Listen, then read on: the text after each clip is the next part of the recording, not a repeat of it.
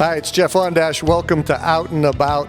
We're featuring one of my favorite things in the entire year in the Mahoning Valley.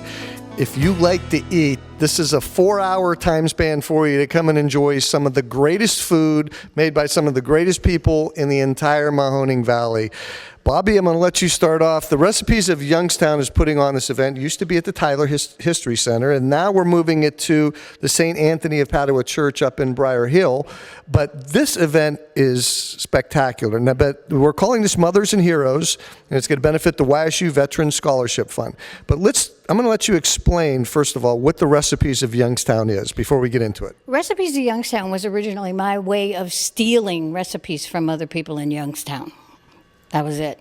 I lived in California. I could not get anything but reservations out there. So I went looking for recipes, and I put 11 people on my little Facebook page and called it Recipes of Youngstown, hoping they'd start sharing. And all 11 people didn't know they were there, but somehow people from Youngstown found it. So the day I hit 100 members, I got crazy. And then today we're at over 12,000. I know it just blossomed. It exponentially went crazy on you. It absolutely did. I didn't realize when you leave Youngstown, your taste buds go with you, and the food anywhere else just doesn't do it. So you have to have these recipes, and we have to have a way to show you how good they are for the people that say, I don't cook. And there's so many ethnic backgrounds here. It's not just like I'm Slovak, so I tend to go for the halushki and the homemade pierogies and the kibasi dinners and things like that.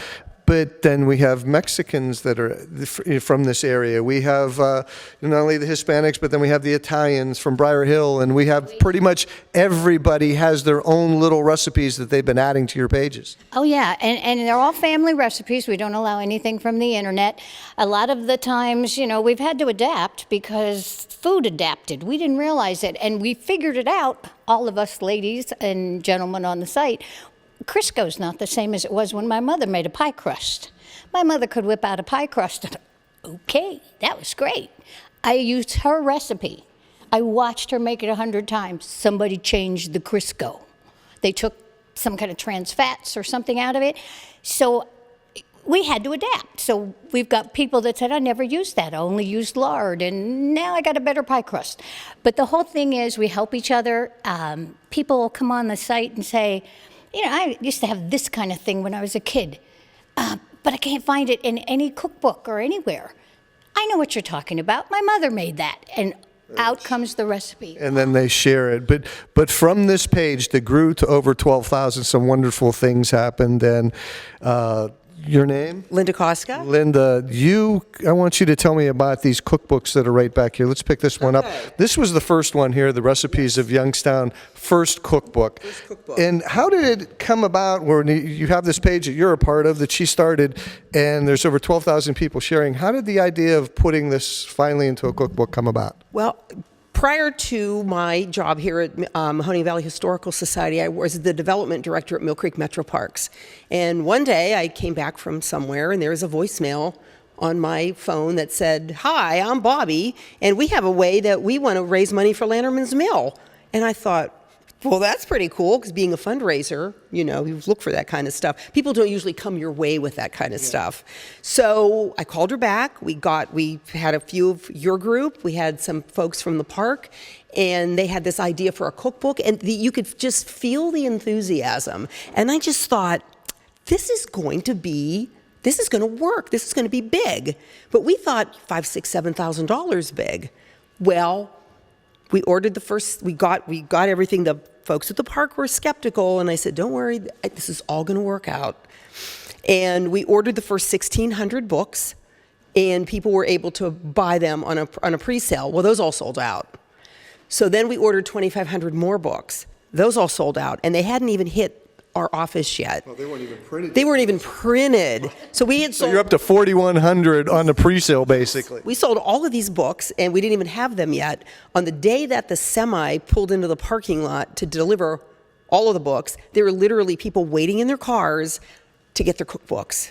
And we knew it was going to be just huge, and it was. I mean, they raised over $75,000. That's net from the cookbooks and the tastings after all expenses for the wheel at Lanterman's Mill. And that, yeah, in the grist mill there, that will is now because of you putting a page on Facebook someday. Yes. Well, that's fantastic. And it didn't stop there, because then you went into volume 2, Right. and then you went into volume 3, and there were other things that you did, especially here at the Tyler. Right. The kitchen back there is because of you going on and putting a page on Facebook and letting this to grow. And I know you had no idea that when you did this that it would. And sometimes the best things in life happen that way. They just sort of take on their own little persona and life of their own, and you got to sit back and enjoy the ride. And what you've done, the amount of money that those books have raised is thank you so very much from the Mahoning Valley, because look, we got the new grist mill, that was $70,000.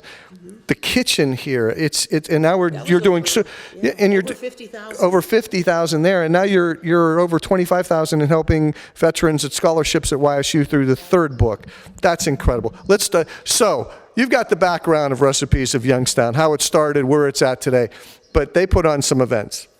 One of the events is going to be the Mothers and Heroes event, and this is a tasting. You mentioned the tastings. This is more than a tasting, because you're going to walk away from this with your belly. You're going to need a nap, and this is bigger than Thanksgiving. It's incredible. Every kind of food from every kind of ethnic background you could imagine is pretty much there for you. You buy tickets for it, and Keith, I'll let you talk a little bit about this. You've been around for all of the tastings, haven't you? Yes, and my job basically is the gift cards and the door prizes. But the tastings are amazing. If you come and spend $10, you'll waddle out of there. It's that simple. You're almost bringing stuff home with you. And you're talking about $10. You can't go to McDonald's for $10 anymore. No, and the way they have it, and it's grown because we were in a room here for a while, and the Tyler had a nice sized room. You've outgrown that to a bigger area, and again, it's a St. Anthony's Church up in Briar Hill. And approximately how many different tasting sections will there be for this event? We're doing a couple of extra things this time. We have a contest for my mother's favorite dessert. So whatever mom's favorite dessert was in your house, you would make that and enter it in the contest. We have a kids corner. We've got, I think, 5 kids participating from the ages 8 to 11 or 8 to 16. So that's kind of, that's a really good thing, because getting kids interested in cooking is so hard. Yeah. And it's so wonderful to see these kids really excited about participating. And passing down the family tradition too, because anybody can make a pot roast, but the things like the homemade halushki and the noodles, the homemade pierogies, the homemade kibasi and sauerkraut dinners. Those are the kind of things that have fallen through the cracks from generation to generation. Thankfully, my daughter's got to learn from my baba, on how to still make that old dough and still make the good. I call it the fake halushki with the store-bought noodles. No, it's the real stuff, the good old Slovak stuff, and that's what you find here at these tastings. It's not made with store-bought stuff. It's all from scratch, and it's all as absolutely delicious as it could be. It's you have to come to this. Trust me, it's one of the best events of the year. But it's only 4 hours. It's Saturday, May 11th. Come before you get there. Yeah, that's right. Yeah, because I'll be buying about 30 tickets, and you're right, Keith. Because when you get a ticket, it's a ticket, and then you trade that in, and they give you a little bit of food from that station. Food. We try to tell them, give them a taste. Don't give them dinner. Oh, they give you dinner. Pretty much. Yeah, it's really hard. These people donate this food. They make it. They cook for days. Some of them, and they, they're proud of it. And when somebody comes back and says, "Oh, that is so good, I got to have another one," the Youngstown comes out and somebody starts piling food, and we try to keep it controlled, but it just doesn't happen, because this is a family thing. Everybody's proud of what they brought, and this is a fundraiser too. This goes into the scholarship funds. All the money, all the net proceeds from this event go into what they do, and it's an amazingly wonderful thing that has happened from your page, really, and the amount of things that you have done and helped out in our community. Now it's your turn. You show up on Saturday, May 11th from noon to 4 at St. Anthony's Church, and I guarantee that you will have one of the best meals in your life. It is just, there is a problem. Because when you go from station to station and there's nothing bad, and you want to keep going back for some of what you just had, but you have to try the next station, which is just as good as the last station, and you just keep going all the way around the room.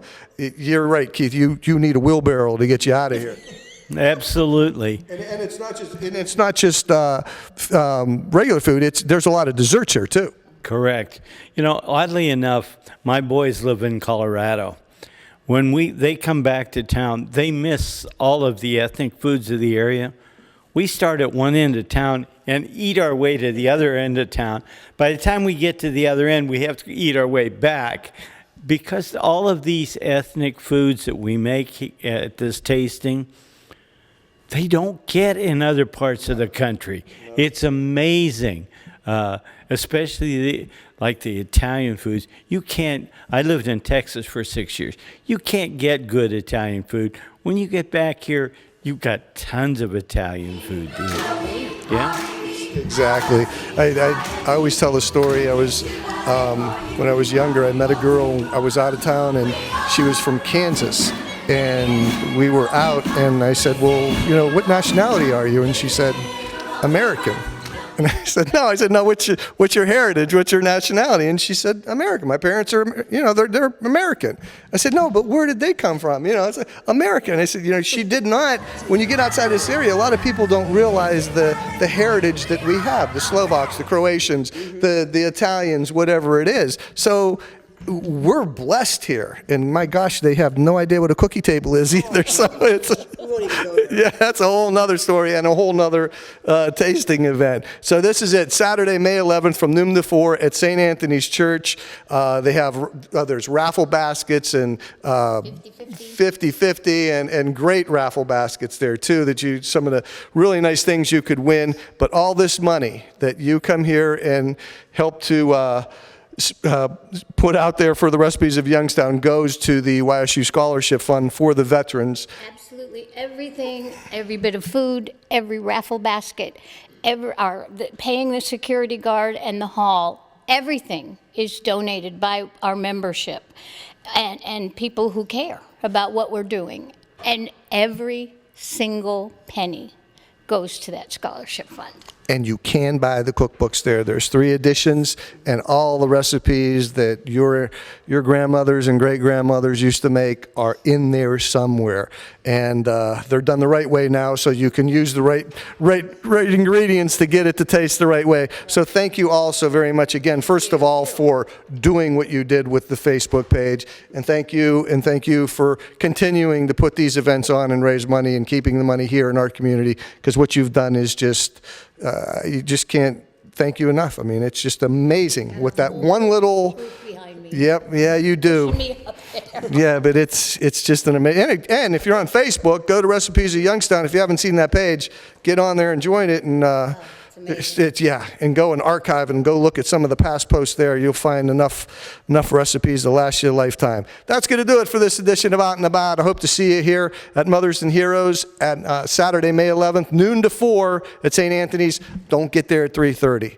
I'm telling you, it's because a lot of the good eaters get there earlier. Get there a little bit early. It opens at noon. Get there at noon. Get a table, sit down, and be ready to eat. It's the best dollar at a time you could spend in the Mahoning Valley. That's it for this edition of Out and About. You take care. We're going to see you again real soon. Hopefully, we're going to see you Saturday, May 11th, from noon to 4 at St. Anthony's for the Recipes of Youngstown tasting event. The Mothers and Heroes honoring and raising money for the YSU Veterans Scholarship Fund. Thanks a lot, take care, and have a great rest of the month.